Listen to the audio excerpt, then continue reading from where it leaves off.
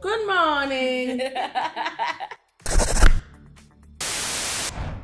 Hi guys, my name is Nomawonga Khumalo and I am a director. Interesting fact about me is I talk in my sleep. Ah! Yes. Yeah, and then I talk and then I do this Undertaker-like thing where I just get up and I'm like, so you're keeping that? Yeah, I'm a file. I'm a file. Wow, I think that's actually quite beautiful. Then scary. But as you become more conscious of your spirituality, Yes. They're just connecting to another realm. Yes. They're fine. Yes. Hey, good morning. Hi guys, my name is Portia Hlubi and I am a director. Yeah. Sounds nice, huh? Yes, it does. One interesting fact about me. I'm scared of boys. I really am. Rules. There are 4 components that make up the game. The contestants, a really cool color wheel, the dips, and the star ingredient, masonja. Hi! The contestants will ask each other a series of questions. Should they fail to answer a question, they'll be required to spin the color wheel and dip the star ingredient, hi, in the dip that corresponds to the color on the wheel. Oh! Happy dipping! Round 1.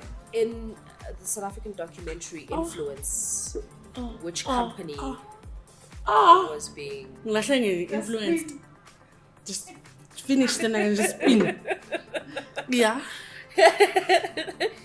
Yeah, which company was being documented?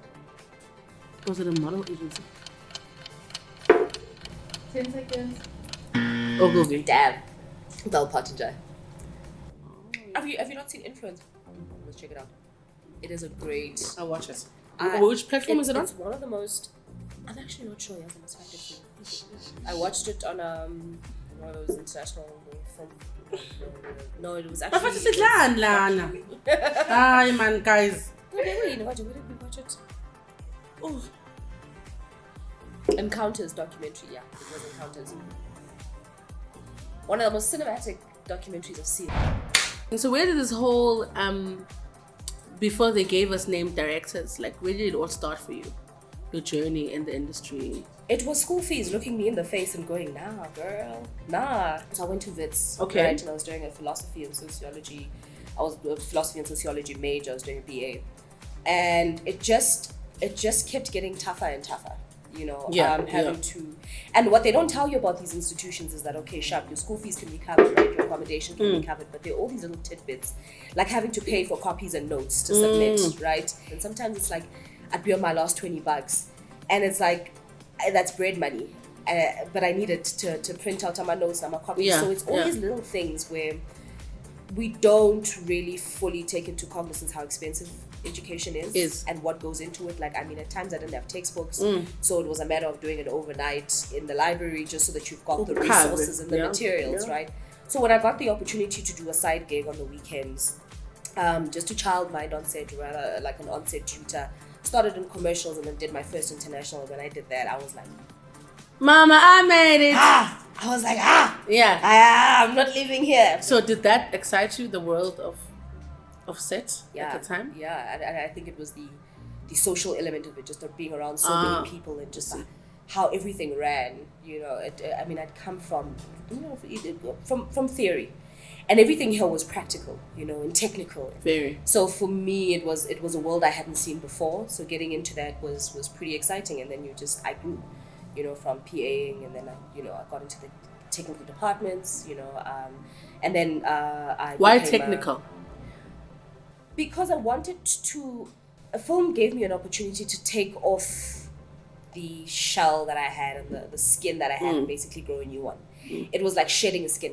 It was different for me because I've always done theoretical stuff. I've always been deeply immersed in that world, right? So technical allowed me to put on a different persona and be a different person in those spaces. And it was good while it lasted. It taught me a hell of a lot.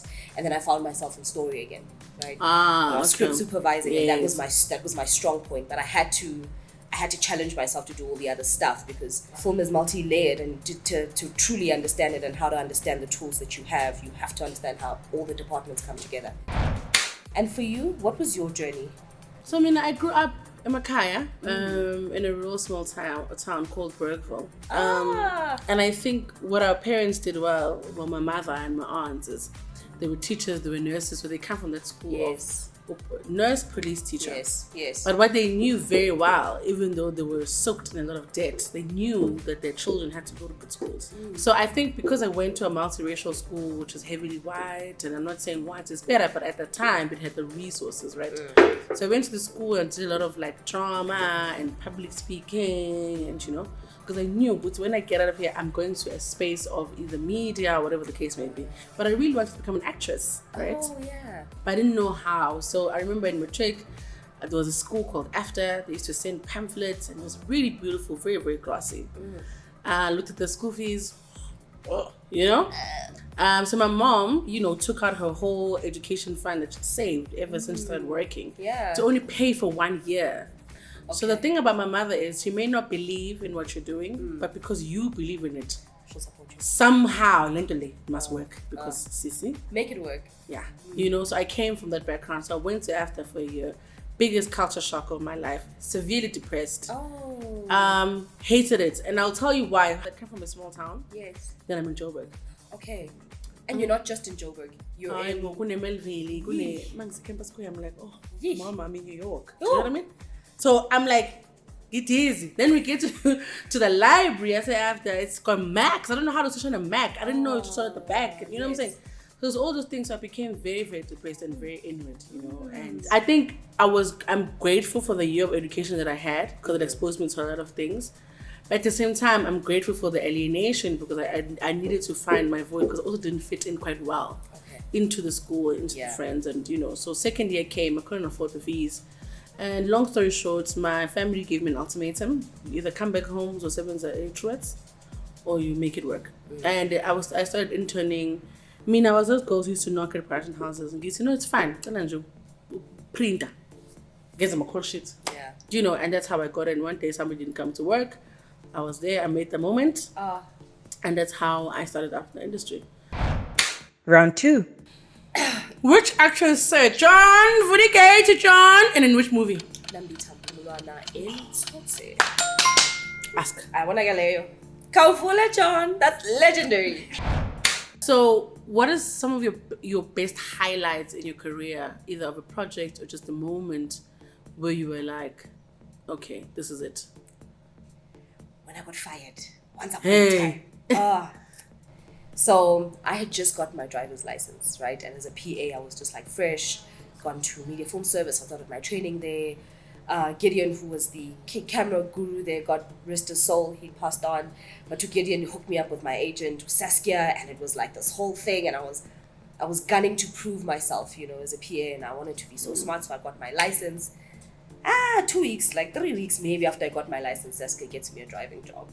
I'm like, I'm nervous, but, she's like, no, girl, go in there, go do it, And then I thought I'm driving a nice small car, and it was 2 Brits, right? So it wasn't close. I get there and it's an 11-seater vehicle.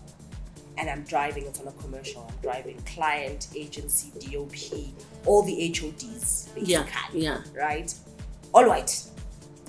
And basically the trip consisted of a lot of the heartbreaking and whatnot. And I had a terrible day. The AD kind of picked me and made me it that day. So it didn't matter how much I tried and what I did. I was always wrong. And I felt like crap that day. Went into the toilet, Kala, because you don't ever let them see your tears. And a good friend of mine, like sprinkler. You know what? Go girl, do you? And I wish I did. But Usiza was on Landa from the bathroom and from the toilet, and he was like, let's come and have lunch. You will look these people in the eye. And it doesn't matter because this moment does not define you. That's not who you are. But that for me allowed me to understand. I pretty much moved on and I moved up because I realized that I couldn't, it wasn't for me. This wasn't my portion. I had to find something else. And every now and again I go back to that moment and I remember how small I felt. And I decided from that point onwards, no more of this, no more of playing small, you know. And there are moments, these moments don't define me. And when I look back, I think to myself that they did me a huge favor, because when you get into places and you're comfortable, and this was always the thing about, you know, my mantra in the industry, complacency is our biggest enemy. The seat is hot. It is. Don't ever get comfortable in it. Don't ever. Which is why to this day I'll still script supervise as a director. I'll still PA. I'll still roll cables. Yeah. So angeke uze uthi because I'm a director, I'm not gonna do certain roles. When you're a filmmaker, you're a filmmaker. You make films, and it doesn't matter what you're doing on that set. You are making those films. So I can rock up on your set and I can shoot for you, or I can do wardrobe, or I can stand by, because also the directing seat is a privileged one. It is a privileged position, because you firstly are not just wrangling the energies of the people that you have around you on set, but you have people's attention, right? You need to use it wisely, right? Like, you need to respect that space. And so we can never get complacent. What are some of the mantras that you've developed for yourself that get you through a tough day, that get you through dry spells? Sure, a lot. Some of the most important things as directors, or, you know, as a storyteller, is it's not about me. So when I shoot a show like Sundance Temple, which is the highest show in the country, and people want to say, Mzansi was a Portia, oh my gosh, it's fine. When I am there asking him questions and getting a story out of him, personalize. Yes. And I do get heated. I am a female. I do go come again. But I need to remember I'm a channel to communicate a story. So it's never about me. 2, one of the things I always tell myself, obviously, be you, because it's a gift. And also must understand me, and I honor my gift, because this thing I pull mean. I am meant to be here. It's not a mistake that I'm here. And you can do it. I think for so many times I've been called the girl that does content. And it being a little term, because but when I'm on set and the things that I do are beyond direct. Yeah. So I feel like as women, we really need to fight for our worth on set and to be called rightfully so. So so like I said, I've got a lot for different situations, but I think one of them is really, I know it sounds cliche, you really have to believe in yourself. Yes. Guys, it is one of the most, to believe in yourself as a director is one of the most hardest things to do, because you are the one responsible for the editorial and the entire thing. If you don't believe in what you're doing, show. And the audience, that's why all my reality shows, let me tell you something, because no, yes, girl, own it. Because we believe in what we're doing, and we are authentic about what we're doing. But you must understand, if I'm not true to myself, I can't be true to the character. Yes. I can't direct a housewives of Johannesburg with 7 women if I don't know who I am. Because when I get on set, and if I'm not sure about what I believe in. Yes. That's why I can direct such big formats, because I'm sure of what I want. And I might not throw tantrums. I might not, have the walk and talk of a director, but I sure as I'll have the skill. Round 3. Can you name or sing the opening song of Dreamgirls? We are the dream girls. We dream a lot at night. Never. Ilena eti unuka eti. Welcome the dream. People to move. You gotta move. They're like, we are the dream girls. Dreaming every time we sleep. That's the main song. Wait, I'm supposed to. Yeah. Okay. Cool. Let me spin it. I'm just preparing. Okay, blue. I'll go ahead and take it. I'm gonna be brave. This is TV, right? It's content.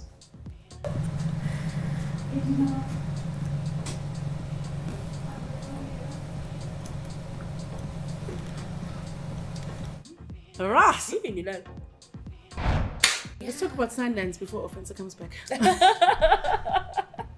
Yes. So, 5 Tigers, my debut short film. And it basically tells a story of Fiona, a God-fearing woman who enters a transactional relationship with her pastor in order to keep her household afloat, to pay for her private school educated daughter's fees, to support her sick husband. And it is the cure and the cause effect that religion has had in our families and these structures, right? So it's looking at that, but it's also looking at parasitic elements within these structures that are meant to support us, that are meant to guide us and help us through these difficult moments. But at the same time, it pays homage to what we get out of religion, being a spiritual people. Our strength comes from there, within these spaces. And so, for me, I created this body of work, firstly to say kudos to my upbringing. My father's a pastor, but at the same time, it's also moving away from and really assessing the issue of this toxic masculinity where our men are only as good as their wallets and their paychecks and, what they financially contribute. A little while back, I attended a conference, UN Women and the German Institute. Basically, it was an initiative to get media to step it up in terms of their gender representation. One of the things that they had spoken about, one of the topics of the discussion was newspaper reporting. So when a woman gets raped coming from a tavern, right, the newspaper article that follows is woman from tavern gets raped, and already those things give you an impression. So associates with that's just which is wrong. Yes, right. It's not factual reporting, but it's biased. It's incredibly gender biased. And so when we think about these spaces within the media and within, the little pockets that we operate from, it's always helpful to remember who we are and how we want to position ourselves, particularly our women. And so with the story Sarah Fiona, the film doesn't go there because it's a 10-minute short film. But the husband sees and notices the association between the wife and the pastor. And so if he were to kill her, because gender-based violence is a thing, if he were to kill her, the article is woman who slept with pastor is killed by husband. Already, we've picked a side there, Done. Yeah, we've wrapped it up and now we're like, okay, cool. So, we shot the film and we sent it to a couple of festivals, and the response has been surprising. Making it into Sundance was just an incredible feat. That's such a small story that is very grounded and exists within spaces and textures that I'm from, has resonance with people that are in California, that are in Atlanta, that are in San Diego, that are, in Utah. And it's just about the fact that we're human first. When we are true to story is true to us, beyond the hype. And it will guide you where you go. Yes. Round 4. Tembandaba. After generations, what was his next appearance? It was a popular hair salon show playing on SABC. Oh, come on. Very sorry, and he was gay. Yes. It's not fair to say Sla, no. It was, Bego salon, we look SABC.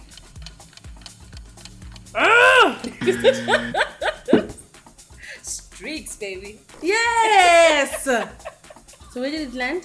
On the green. How do you say? Oh, green. Yeah. Okay, guys, I've never had these before. Oh, yeah? The last time I had these, they were quite sandy. They had a very sandy texture. I wonder what makes that. Maybe they just ate a lot of sand. It was worse. Oh, no. I can't. Man, I love a Zulu girl. I can't do it. I said, As females in leadership positions, how do you guys detach self? So I think the question is, how do we detach ego? Because there's a thing you said earlier. Being directors is a privilege. Yeah. Meaning it's a very high position. Yeah. With all the power in the world as directors. These people obviously have more power than us, but you know what I mean? How to detach ego, and how do we, in leadership structures? So for me, it's a very personal question, because I think as a young Black female, I'm trying to find my way in leading older Black females and Black men. Yes, yeah. And it is incredibly difficult. I feel ukuthi lento yokuthi see women empowerment and we support other Black women is not practical enough. How can I say I support another Black woman when I can't even greet the Black female intern? What's women empowerment then? There are Black females on set who would rather sabotage another Black female in order to impress the male director. Then when I step up as a female on a director's chair, when I look around me, all the females that were shooting yesterday with a man are not there. Yeah. There are women in offices that are gatekeeping my growth. Yeah. Because I don't fit into their standards of what a director should be, based on what they perceive the job is, not based on the work that I've put out. Yeah. Right? So I say cool men and they're Black on Black empowerment, because I have been on a set where the chicks, they have been so mean, so mean, body shaming, mean. We directed, oh Lorna, yeah. Anyway, listen, but listen. You said you need 10 minutes. Can you finish up? Yeah. When it's a man, how much more do you need, sir? Yeah. I've never been asked that question. Yeah. I've never been asked how much time do I need by another female. Yeah. And for me, the most painful part was having support from men and not from women. Yeah. So can we stop preaching women empowerment? Can we stop preaching ego? Can we start applying it on set? Physically. I think there's two issues there that you touched on, and I think they fit into a far bigger conversation. Sure. Because the experience of it is very real and it's very shocking, right? But there's issues of femininity, where femininity is at war with itself. There's issues of race, where in the same way that, you know, women and men have issues, and sometimes you'll find women sort of bantering to patriarchy. It's the same way that blackness banters to otherness, whether it's whiteness or Indianness or whatever the case may be. There's been moments that I look back in history where I have bantered to patriarchy, and I've bent over and I've done it and I've sabotaged other women, and I'm guilty of it, right? But the point is not to be perfect. I think the point is to be able to recognize, oh shucks, I once on set told a girl, you know, I mean, one of the directors I think was going crazy over her outfit. She had cut out jeans and whatnot, and I said to her, well, if you didn't dress like that, then, you know, there wouldn't kind of be all this commotion. And I, you know, and as soon as I said those words, I really wanted to swallow them, because I said them out of irritation. Yes. I said them out of a place of, they came from a place of ignorance. The point is not to be perfect. I think the point is to recognize. But I like it because when you went back. Yeah, and then I went back and I had a conversation with her. I said to her, actually, this? Yo, I'm sorry. One of the most difficult things for me, especially within these spaces, is also the fact that I have been trying to get into directing for the longest time, and my own people have said, oh, you're great. But you know what, you're just so good as a script supervisor, and you're just so good at placing. Oh, Portia, you're amazing. Your content, amazing. And you know who didn't? Direct. You know who didn't? And you know who took a gamble on me? 2 white men. I went away see it. Now imagine having to justify that in so spaces sad. of femininity, in spaces of blackness and whatnot. Yeah. To now have to prove to my own people that this is my voice, this is what I want to say, this is how I want to drive the agenda and whatnot. Nobody was willing to put that kind of investment in me. And then these 2 white boys came along. White kettlers came along. You know what I mean? Who's this girl? So she seems like she was doing again. You did it. It's incredibly complicated, and I think with issues of femininity and power on set and all that, we put too much pressure on ourselves, and I think we're not practical enough about we can only fight one battle at a time sometimes, and we need to pick which one takes precedence over the other one. So Five Tiger as a story for me tells a far bigger story and speaks to a far wider audience, and does so much more to fight for blackness and to fight for femininity.